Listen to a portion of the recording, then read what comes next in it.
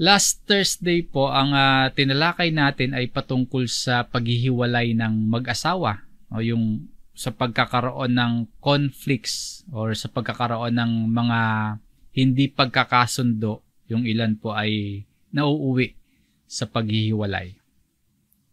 Sa atin pong pagbubulay-bulay ng salita ng Diyos, kung gusto nating marisolba yung mga hindi pagkakasundo ng mag-asawa o kaya yung mga conflicts maging ng anumang relasyon na meron tayo, kung gusto po nating marisolba yung mga yan, ang kailangan po natin ay huwag nating kalilimutan ang Diyos. Huwag nating kalilimutan ang Kanyang salita. Bago po pala natin basahin yung mga piling talata na ating pag-aaralan, paalala po ang version ng Biblia na ating gagamitin sa Tagalog po ay ang Bagong ang Biblia at ilang Revised Tagalog Popular Version. Sa English na salin po ay New American Standard Bible ang ating gagamitin. Maraming mga tao nire-resolba yung mga conflicts, yung mga hindi pagkakasundo sa loob ng kanilang relasyon na hindi kinukonsulta ang Diyos. Maraming mga tao sinusubukang i-resolve yung mga hindi pagkakasundo pero hindi umaayon sa katuroan ng Diyos at lumalayo sa Diyos. Madaming conflicts na gusto natin maging maayos sana yan. Mga hindi pagkakasundo sa loob ng isang relasyon. Halimbawa, conflict sa pagitan ng mag-asawa o kaya conflict sa pagitan ng magulang at mga anak o kaya hindi pagkakasundo ng mga magkakapatid o kaya conflicts sa mga kamag-anak, sa mga kapitbahay or mga kaklase, mga kaibigan. O meron ding di pagkakasundo sa katrabaho, sa mga kanegosyo or sa mga amo, sa mga empleyado or sa mga business partners, no? Maraming mga iba pang komplikado, yung iba magulo at mga di pagkakasundo sa iba't ibang relasyon. At yan yung mga relasyon na gusto nating ma-resolve, yung mga conflicts na yan. Gusto nating maging maayos at marami tayong ginagawa na mga kaparaanan para maisaayos yung mga conflicts na yan. Mabuti po at prioridad na marisolba natin anumang di pagkakasundo sa anumang relasyon na meron tayo. Kaya lang po sa pagsasaayos ng mga conflicts sa pagitan ng tao, nakakalimutan kasi ng marami na ayusin muna yung conflict o hindi pagkakasundo sa pagitan ng tao at Diyos. Na top priority pala. Ito yung nakakalimutan Top priority pala dapat natin na maging maayos yung ating relasyon sa Diyos at yung ating pamumuhay ay nararapat na kasiyasiya sa Diyos. Then yung posibleng kasunod po nun, pagkakasundo sa mga conflicts sa anumang relasyon meron tayo. Hindi natin ginagarantiya po yung lahat. Hindi natin ginagarantiya din yung agarang pagkakaayos ng anumang hindi pagkakasundo sa loob ng isang relasyon. Ang sinasabi natin, ang pagkakaroon po ng maayos na relasyon sa Diyos, ang pagkakaroon po ng pamumuhay na kasiyasiya sa Diyos ay posibleng magresulta ng pagkakaayos din ng mga nasirang relasyon sa pagitan ng tao. Sinasabi nga po dito sa Proverbs chapter 16, dito po sa verse 7, kapag ang mga lakad ng tao sa Panginoon ay kasiyasiya, kanyang pinagkakasundo maging ang mga kaaway niya. So, ang pwede pala nating pag-isipan ganito, no? Kailangan muna nating makipagkasundo sa Diyos. Kailangan munang yung ating mga lakad o yung uri ng ating pamumuhay ay maging kasiyasiya sa Diyos. Na kapag maayos na po yung ating relasyon sa Diyos, malaking posibilidad. Hindi natin ginagarantiya lahat. Hindi natin ginagarantiya din yung agarang pagkakaayos. Pero malaking posibilidad po na maging maayos yung mga conflicts natin sa ibang mga tao. Sinasabi nga po ng talatang ito, even his enemies, maging yung mga kaaway ay pinagkakasundo. Basahin natin ang talatang ito sa Revised Tagalog Popular Version. Kung ang buhay ng tao ay kalugod-lugod kay Yahweh, maging ang mga kalaban sa Kanya'y makikipagbati. Maaring mahiwaga ito para sa atin, no? Maging ang mga kalaban sa Kanya'y makikipagbati kung ang buhay ng tao ay kalugod-lugod kay Yahweh. Mahiwaga siya, pero nagtitiwala naman tayo sa Diyos na sa ating pagkakilala sa Diyos, alam nating ang kaisipan ng Diyos hindi katulad ng kaisipan nating mga tao. Ang kaparaanan ng Diyos hindi katulad ng kaparaanan nating mga tao. Kumbaga, mas mabuti ang kaisipan, mas mabuti ang kaparaanan ng Diyos kumpara sa kaisipan at kaparaanan ng tao. So, kung ganon yung katotohanan, pag bulay-bulayan po natin yung mensaheng nakapaloob sa talatang ito. Kung gusto nating marisolba yung anumang conflicts sa anumang relasyon natin, kung gusto natin ang totoong maayos, yung tapat na relasyon sa kapwa, mainam po na magkaroon tayo ng mabuting relasyon sa Diyos. Kung ang ating pamumuhay po ay kalugod-lugod sa Diyos, maaring magbunga yan ng pagresolba ng mga nasirang relasyon natin sa ating kapwa. Maaring magbunga yan ng reconciliation, pakikipagbati, pakikipagkasundo sa ating kapwa. Ano po yung nais natin makita at bibigyan din sa ating aralin ngayon? Yung magkaroon po tayo ng mabuting relasyon sa Diyos at maging kasiyasiya sa Diyos yung ating pamumuhay. Maging kalugod-lugod sa Diyos ang ating buhay. Nais ng Diyos na magkaroon tayo ng relasyon sa Kanya. Nais ng Diyos na maging malapit tayo sa Kanya.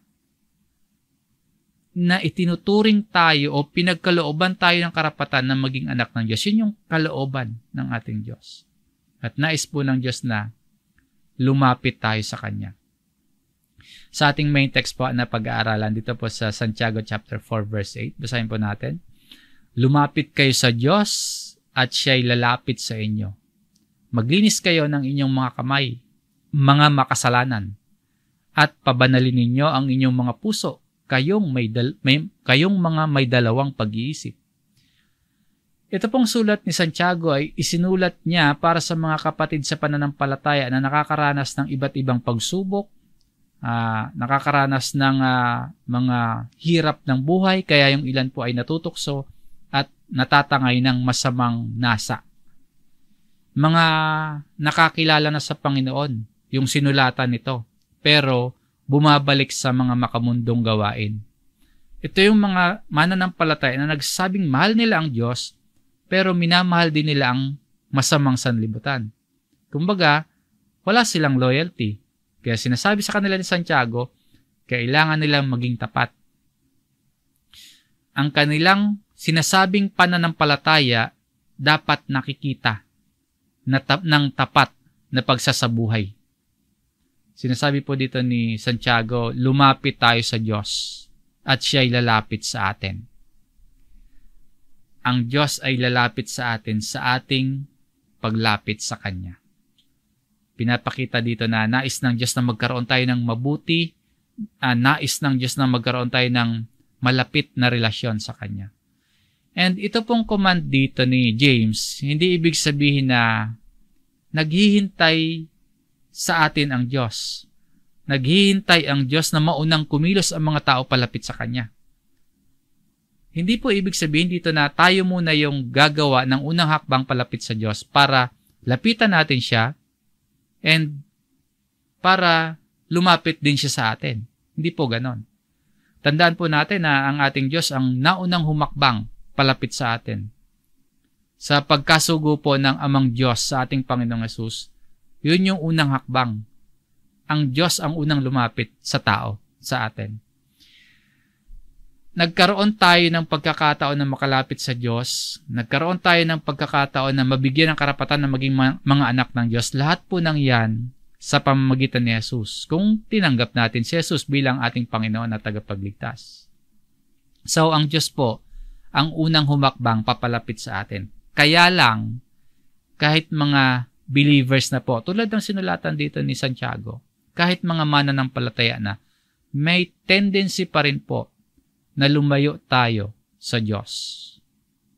Tulad nito, yung mga sinulatan ni James. Isinulat niya ito primarily para sa mga tinatawag niyang kapatid sa pananampalataya. Mga mananampalataya na lumalayo sa Diyos. Kung tayo po ay nakikipag-away sa ating kapwa, hindi tayo lumalapit sa Diyos. Lumalayo tayo noon. Kung mananampalataya tayo, pero marami tayong hindi pakikipagkasundo sa ating kapwa. Kung namumuhay tayong hindi kasiyasiya, namumuhay tayong hindi kalugod sa Diyos, hindi po tayo lumalapit niyan sa Diyos.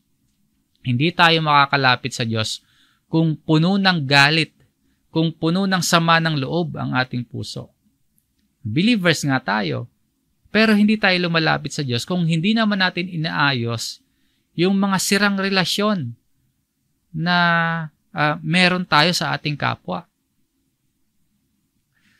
Kung puno ng pagmamataas yung puso natin, kung puno ng galit yung puso natin, hindi tayo lumalapit niyan sa Diyos.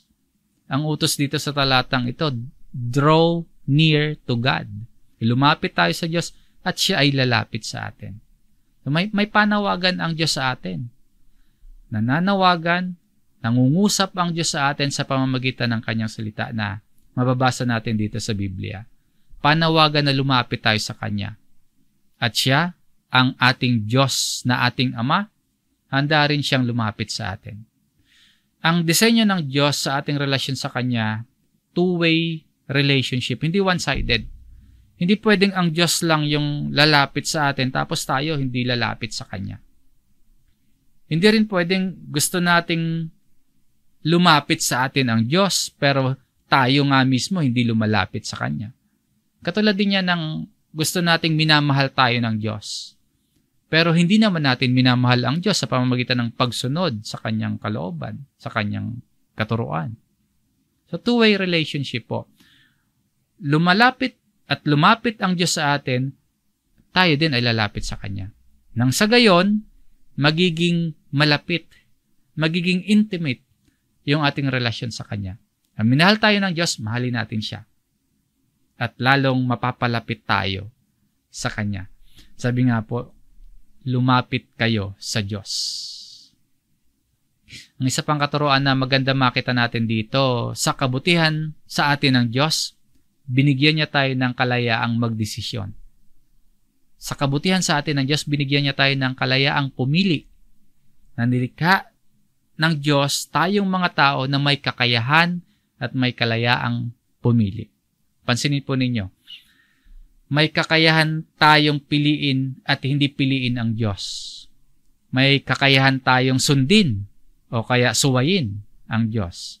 May kakayahan tayong mahalin o kaya magrebelde sa Diyos. At may kakayahan tayong lumapit o kaya lumayo sa Diyos. Ano po yung punto ko? Sa pagnanais ng Diyos na magkaroon tayo ng relasyon sa Kanya, malayang desisyon iyon ng Diyos. Kaya sa atin ganun din po. Kung malaya na nag-decide ang Diyos na makipagrelasyon at lumapit siya sa atin, ganun din po sa atin. Malayang desisyon din natin kung pipiliin natin ang Diyos. Nilikha tayo ng Diyos na may kalayaang pumili at magdesisyon. Hindi tayo parang robot na sunod-sunuran lang. Hindi tayo nilikha na walang kakayahang pumili. Meron tayong kakayahan at kalayaang pumili at pagdesisyon. Pero, inaanyayahan tayo ng Diyos. Hindi niya tayo hinahayaang mapalayo sa Kanya. Tingnan po ninyo, yung ating Diyos lumapit sa atin. Minahal tayo, pinili tayo. Ang ating Diyos ibinukod tayo sa mga panahon na hindi naman tayo kaibig-ibig, hindi tayo kamahal-mahal, hindi tayo kapili-pili. Isinugo ng Amang Diyos, yung ating Panginoong Hesus, inialay at namatay sa krus para sa kapatawaran ng ating mga kasalanan sa mga panahon po na hindi tayo katanggap-tanggap, sa mga panahon na hindi tayo kamahal-mahal, na hindi tayo karapat-dapat. Pinili tayo ng Diyos, minahal tayo, lumapit siya sa atin sa pamamagitan ng pagkasugo niya kay Kristo.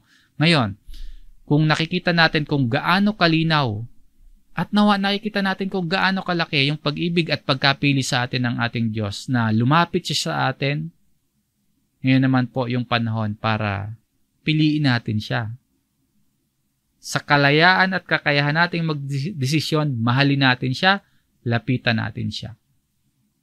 Sa laki po ng pag-ibig sa atin ng Diyos, hindi man natin yon matumbasan, nawa magsumikap tayo sa tulong ng Panginoon na makalapit tayo sa Kanya. Makalapit tayo sa Diyos na minamahal natin ang Diyos sa pamamagitan ng pagsunod natin kay Jesus at sa pagkakaroon natin ng mabuting relasyon sa isa't isa, sa ating kapwa. Makikilala tayo mga tagasunod ni Jesus kung nakikita sa ating kalagitnaan yung pagmamahalan, pagkakasundo, pagkakaisa. Nais po ng Diyos na magkaroon tayo ng relasyon sa Kanya. Kaya meron siyang paanyaya, meron siyang panawagan, meron siyang pakikipag-usap sa atin. Nais niya na maging malapit tayo sa Kanya. Kaya sabi po dito, draw near to God. Lumapit kayo sa Diyos at siya'y lalapit sa inyo. Sa sulat po dito ni Santiago, paano ba dapat lumapit? O ano ba yung kailangan? Ano ba yung requirement sa ating paglapit sa Diyos? Sa ating response sa imbitasyon na ito na lumapit sa Diyos, ano yung requirements? Una po, maglinis ng mga kamay. Basahin po natin ulit yung Santiago chapter 4 sa verse 8. Sinasabi po, maglinis kayo ng inyong mga kamay, mga makasalanan. Muli po mga believers po yung sinulatan dito ni James Mga nilinis na, mga mananampalataya na po yun. Pero sinasabihan dito na cleanse your hands. Ibig sabihin, clean up your lives. Hindi naman ito lang literal na paglilinis ng kamay. Clean up your lives. Ano po yung pinapakita nito sa atin? Hindi po pwede na tayong may relasyon ngayon sa Diyos, sa pamamagitan po yan ng pananalig natin kay Jesus, hindi po pwede na nananatili tayong or yung ating kamay ay nananatiling marumi.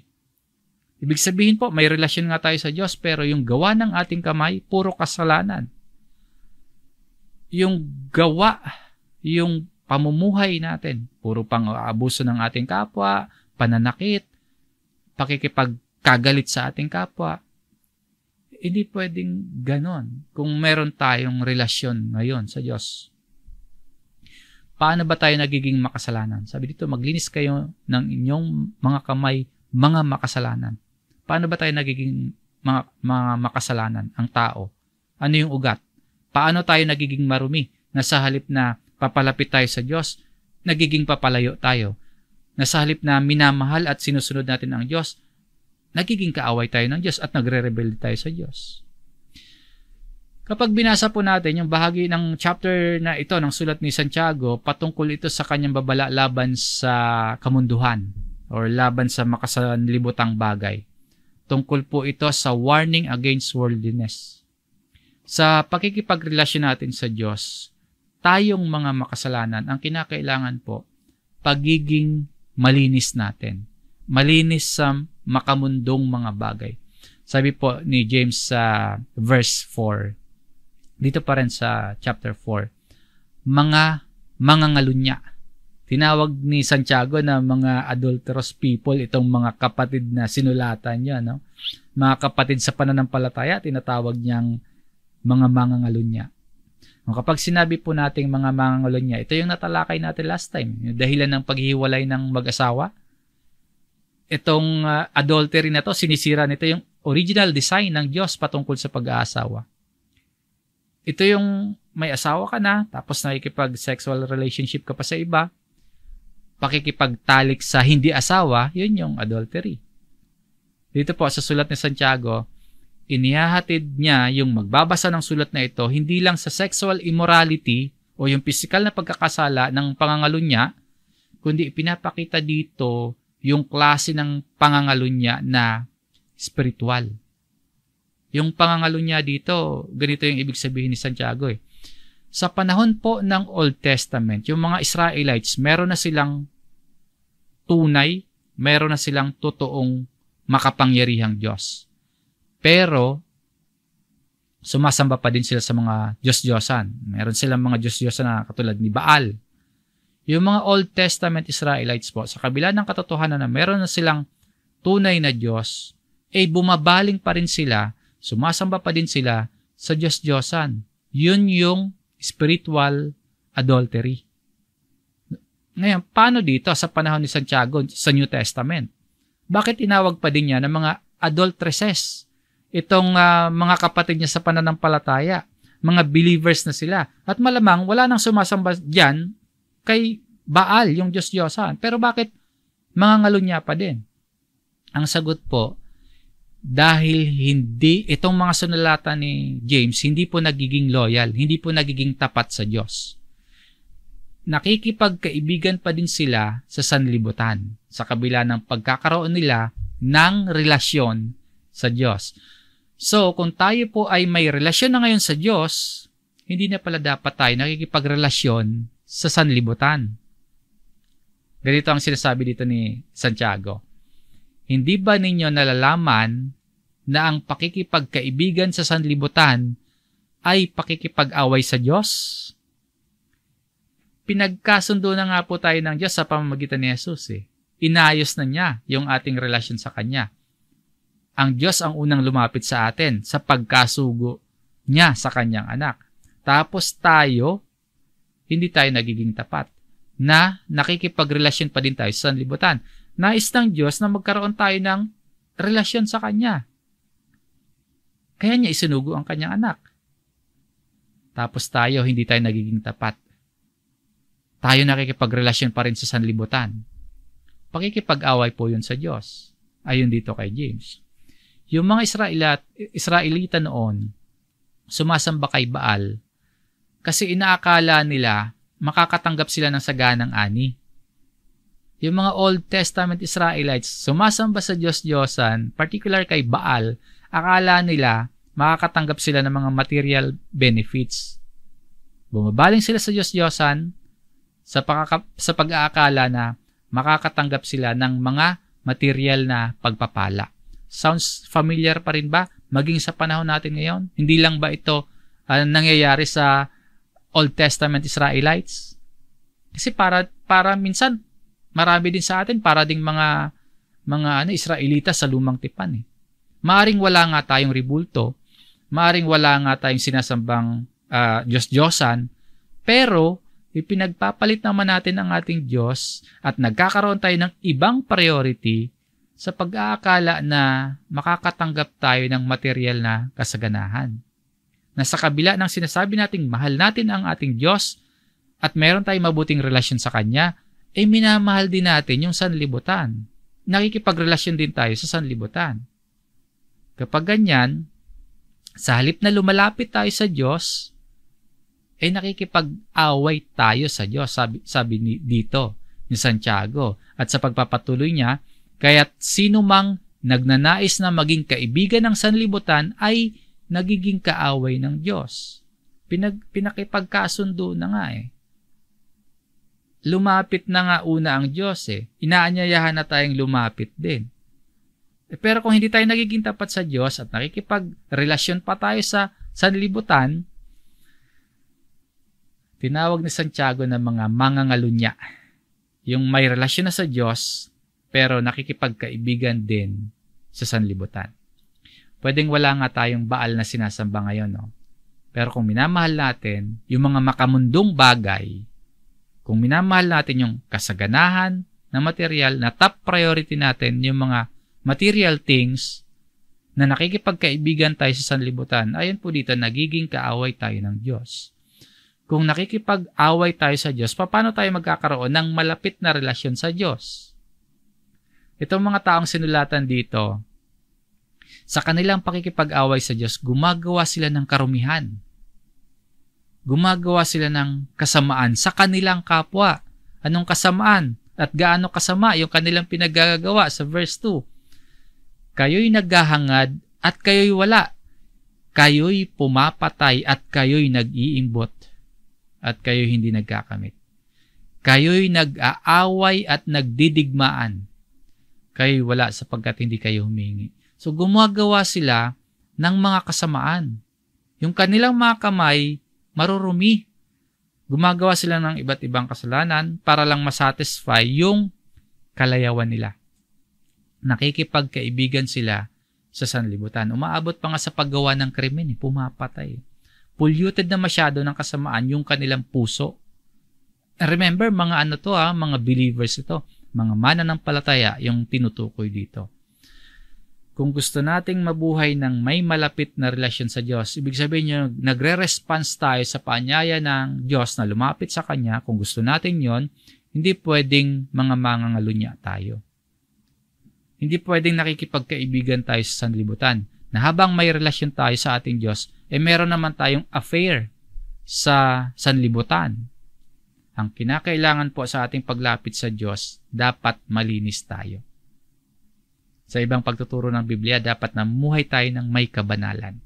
Kaya ang payo pa po ni Santiago sa pangunahing talata na ating pinag-aaralan, ito po yung kasunod na requirement sa ating paglapit sa Diyos, pabanalin ang puso. Yung ikalawang punto, kung paano pa ba dapat tayo lumapit o ano yung kailangan o ano yung requirement sa ating paglapit sa Diyos, purify your hearts. Sabi po dito, at pabanalin ninyo ang inyong mga puso, kayong mga may dalawang pag-iisip. Ito yung nais ng Diyos sa ating paglapit sa Kanya. Purity. Kabanalan. Nais para kanino? Para sa mga Kristiyano, mga mananampalatayang sinulatan ni Santiago. Mga katulad natin na mga mananampalataya, pero double-minded. May dalawang pag-iisip. Nagsasabing minamahal ang Diyos, pero minamahal din ang sanlibutan. Sinasabing priority ang Diyos, pero priority din yung mga bagay na nasa sanlibutan. Yun yung double-minded. Wala ngang Baal, no? Wala ngang ribulto. Pero dalawa, yung Diyos. Yung mundo o sanlibutan, ginagawang pamalit sa tunay na Diyos. Hindi po pwede na meron tayong relasyon sa Diyos, tapos may kalaguyo tayo, yung sanlibutan. Sabi po ni Apostol Pedro sa kanya namang sulat, basahin natin itong 1 Peter chapter 1 verse 15. Sa halip, yamang banal ang sa inyo'y tumawag, maging banal naman kayo sa lahat ng paraan ng pamumuhay. Sa ating paglapit sa Diyos, linisin natin yung mga gawa ng ating kamay. Pabanalin natin yung ating mga puso, maging banal tayo sa lahat ng paraan ng ating pamumuhay. So, ang challenge po sa ating mga nag-aaral ngayon, hindi lamang yung makaalam tayo, kundi sa ating pagkaalam ng katuruan ng Diyos, atin naman talaga itong maipamuhay. Inaanyayahan tayo na lumapit sa Diyos. Clear yung message ng Diyos sa atin. Inaanyayahan tayo. May panawagan siya. May pag-uutos siya na lumapit tayo sa Diyos. Maging tapat po tayo. Maging faithful po tayo sa ating Diyos. Nais ng Diyos na maging malinis tayo. Nais ng Diyos na maging banal tayo sa ating paglapit sa Kanya. At asahan natin, lalapit din siya sa atin. At ito pong paghihikayat sa atin na mamuhay ng may kabanalan ay hindi lamang sa tuwing meron tayong or merong nakakakita sa atin. Yung hinihikayat tayo na maging banal tayo sa lahat ng paraan ng pamumuhay, hindi lamang kapag may nakatingin sa ating ibang tao o kaya naman kapag mga unbelievers na, mga hindi na mga mananampalataya ang mga nakakasama natin, namumuhay na tayo ng marumi o kaya nagiging unholy na tayo. Ang payo po dito ni Apostle Peter, in all our behavior, maging banal po ang bawat isa sa lahat ng paraan ng pamumuhay. At ang sinasabi nga po sa ating pangunahing talatang pinag-aaralan sa sulat ni Santiago, lumapit kayo sa Diyos at siya'y lalapit sa inyo. Maglinis kayo ng inyong mga kamay, mga makasalanan, at pabanalin ninyo ang inyong mga puso, kayong mga may dalawang pag-iisip. Nais ng Diyos na maging malinis tayo. Kaya linisin natin yung ating mga pagkilos. Obserbahan natin. Maging maingat tayo sa ating pamumuhay. Pabanalin po natin yung ating puso at huwag tayong magkaroon ng dalawang pag-iisip na minamahal nga natin ang Diyos tapos minamahal din natin yung sanlibutan o kaya minamahal natin yung mga makamundong bagay. Maging tapat po tayo sa Diyos. Ano po yung aplikasyon o ano po yung iniiwang aral at mensahe nito sa atin? Una po, hanapin ang kabanalan. Ibig sabihin po, katulad sa sulat ni Apostle Peter, ibinasa natin kanina sa 1 Peter chapter 1 verse 15, na mamuhay ng may kabanalan.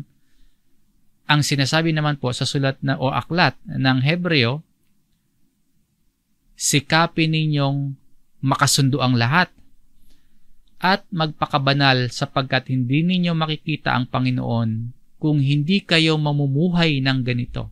Dito sa Hebreo chapter 12 verse 14. Pursue sanctification. Kung gusto nating lumapit sa Diyos, magpakabanal sa pamumuhay at makipagkasundo sa lahat. Yung relasyon naman natin sa ating kapwa, sikapin natin na makasundo ang lahat.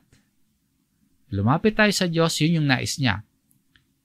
Inaanyayahan tayo at sa ating pagtugon sa imbitasyon na yun, sa ating paglapit upang makita natin ang Panginoon. Sinasabi sa atin ng talatang ito, pursue peace to all men at magpakabanal. Sikapin ninyong makasundo ang lahat at magpakabanal upang makita natin ang Panginoon. Nang sa gayon, makakalapit tayo sa Diyos. At yung hanapin natin ang kabanalan, 100% dapat yun na pagsunod at pagsuko sa Diyos. Yung magpakabanal, yung holiness ay kabuuan. Holiness is wholeness. Hindi pwedeng 50% sa Diyos tapos 50% sa sanlibutan. Kailangan 100% na pagsunod, pagpapasakop, pagsuko, pag-alay ng buhay sa Diyos. Hindi pwedeng 90% sa Diyos tapos 10% kay Baal. Hindi gano'n. O 10% kung sino mang Diyos-Diyosan yan.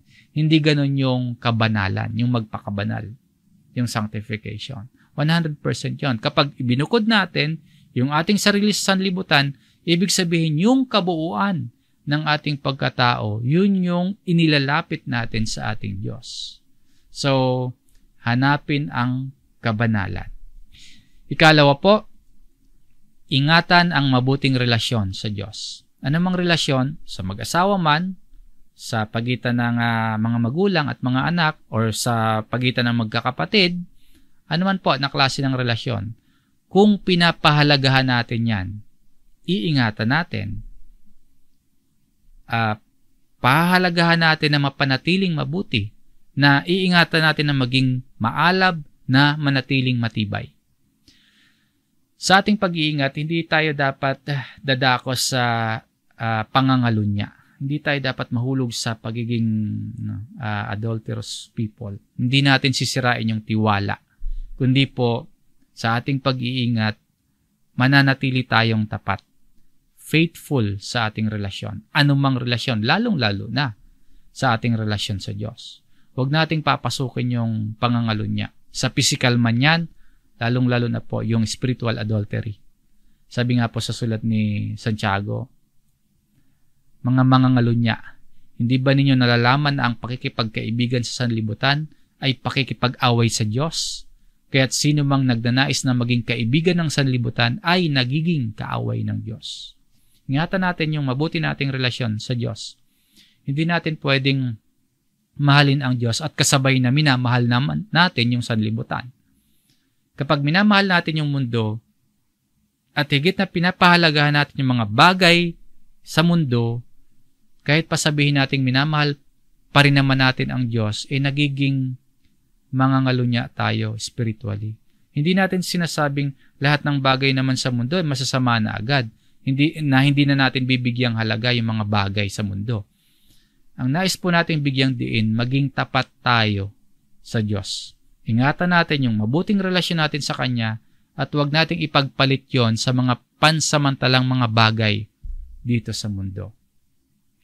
Kung paano natin iniingatan yung relasyon natin sa ating asawa, kung paano natin iniingatan yung relasyon natin sa ating pamilya, sa ating mga kamag-anak, anumang relasyon na meron tayo, kung paano natin pinapahalagahan at iniingatan, ganun din po, o kaya higit na pahalagahan, higit na ingatan natin yung ating relasyon sa Diyos.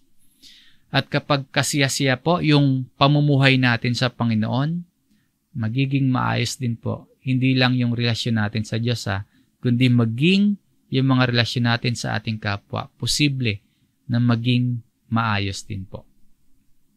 So, ingatan natin yung mabuting relasyon natin sa Diyos. At sa panghuling aplikasyon po, tanggihan ang masamang takbo ng sanlibutan. Tayong mga lumalapit sa Diyos, tayong mga tumutugon sa panawagan na ito na lumapit sa Diyos, magpasakop tayo sa Diyos at tanggihan ang masamang takbo ng sanlibutan. Yung masamang takbo ng sanlibutan, yung bang nagiging makamundo na tayo. Yung bang nagiging mapaghangad na tayo ng mga material things, nagiging ganid na tayo, nagiging mainggitin, mapagmataas. At yung ating isip ay okupado na ng mga material na bagay na lang. Madalas po nating mabasa ang talatang ito. Sariwain po natin ang paalala dito ni Apostol Pablo. Basahin po natin. Sulat ni Apostle Paul sa Romans chapter 12, verse 2. Huwag kayong makiayon sa takbo ng mundong ito. Mag-iba kayo sa pamamagitan ng pagbabago ng inyong pag-iisip upang maunawaan ninyo ang kalooban ng Diyos, kung ano ang mabuti, kalugod-lugod at ganap na kalooban niya. Yung mundo o yung world dito, hindi naman po yung tipong hindi na natin mamahalin yung mundo. Hindi po yung hindi na natin mamahalin yung bansa natin, yung mga tao, yung mga hanap buhay natin. Hindi po ganon yung ibig sabihin ng world o mundo dyan. Yung pagiging makamundo, yun yung tinatanggihan natin. Yun yung ire-reject natin. At yung pagiging makamundo, yun yung hindi tayo makikiayon sa masamang takbo ng sanlibutan. Hindi tayo magiging kasangkapan, no? Yung ating buhay, yung anuman na meron tayo sa na pinanghahawakan natin, katawan natin, kakayahan natin, lakas natin, oras natin, hindi tayo nagiging kasangkapan sa paggawa ng kasamaan. Kundi yung gagawin natin, nagpapasakop tayo sa Diyos. At ang ating iniisip, ginagawa natin yung mga bagay-bagay na makalulugod sa Diyos. Hindi rin po yung sumasamba tayo sa Diyos, may relasyon tayo sa Diyos, naglilingkod tayo sa Diyos, pero minamahal din natin yung mundo o nagiging worldly tayo. Spiritually po, sa ating pakikipagrelasyon sa Diyos, huwag tayong maging mangangalunya, adulterer. Again, ang reminder sa atin, magpasakop tayo ng buo sa Diyos. 100%. At huwag tayong makiayon sa takbo ng mundong ito. Ang priority natin, yung ating mabuting relasyon ngayon sa Diyos. Hindi yung mundo o anumang bagay na narito. Na kapag nawalan tayo ng mga bagay dito sa mundo, para bang nawawalan na tayo ng ganang mabuhay, parang gumuguho na yung buhay natin. Nakakalimutan nating merong Diyos na nagmamahal at merong Diyos na nagpapahalaga sa atin. Sa ating paglapit sa Diyos, meron talaga tayong mga bibitawan. Sa ating paglapit sa Diyos, huhubarin natin yung masamang pagkatao natin at isusuot natin yung katuwiran, isusuot natin yung kabutihan ng ating Panginoon. Tayo pong mga pinatawad, tayong mga nilinis at minamahal ng Diyos, mamuhay tayo ng malinis at may pagmamahal. Lumapit tayo sa Diyos, nais ng Diyos na magkaroon tayo ng mabuting ugnayan sa Kanya. Lumapit tayo sa Diyos dahil nais ng Diyos na magkaroon tayo ng relasyon sa Kanya. Sinugo niya yung Kanyang anak para makalapit tayo sa Kanya. So nais ng Diyos yun, kalooban ng Diyos yun, na makalapit tayo sa Kanya at magkaroon tayo ng mabuting ugnayan sa Kanya. Sumunod si Jesus sa pag-uutos ng Ama. Nagkatawang tao, namuhay bilang tao, iniwanan tayo ng mga mabuting halimbawa ng pamumuhay na dapat nating sundin. Nag-iwan si Jesus ng mga tagubilin sa lahat ng kanyang mga tagasunod na dapat nating gampanan sa buhay na ito. Sa ganong kaparaanan po, lumalapit tayo niyan sa Diyos. Maging kaaya-aya sa paningin ng Diyos yung ating pamumuhay. Ipamuhay po natin kung ano yung mabuti. Pamuhay po natin kung ano yung kalugod-lugod at ganap na kalooban ng Diyos. Nang sa gayon, handa tayong makalapit sa Diyos. At sa ating paglapit sa Diyos, asahan po nating lalapit din siya sa atin. Hanggang dito po ang ating aralin. Maraming salamat sa inyong pakikinig mga kapatid. Purihin natin ang ating Panginoon. At bago po tayo magtapos, nais ko pong batiin ang aking may bahay, Sister Jenny. Ngayong araw po ang aming 20 taon bilang mag-asawa. Salamat sa Panginoon. Salamat sa buong pamilya at sa aking may bahay. Salamat po sa iyong pagmamahal.